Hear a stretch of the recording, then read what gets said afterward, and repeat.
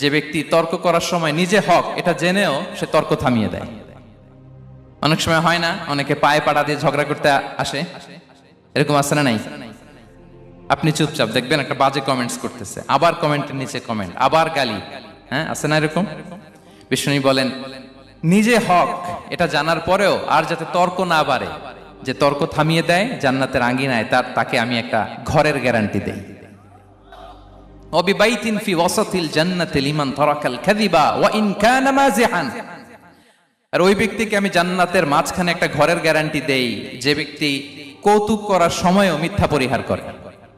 করতেছে কৌতুক, ফান করতেছে আর কি, হি ইজ কিডিং, ফান করে, কৌতুক করে, কিন্তু কৌতুকের সময়ও সে মিথ্যা বলে না। এই স্বভাব যাদের, তাদেরকে আমি জান্নাতের মাঝ বরাবর একটা ঘরের গ্যারান্টি দেই। এরপর বিষ্ণু কি বলে দেখেন, তিনি বলেন ওয়াবিবাইতিন ফি আ'লাল জান্নাতি লিমান হাসানা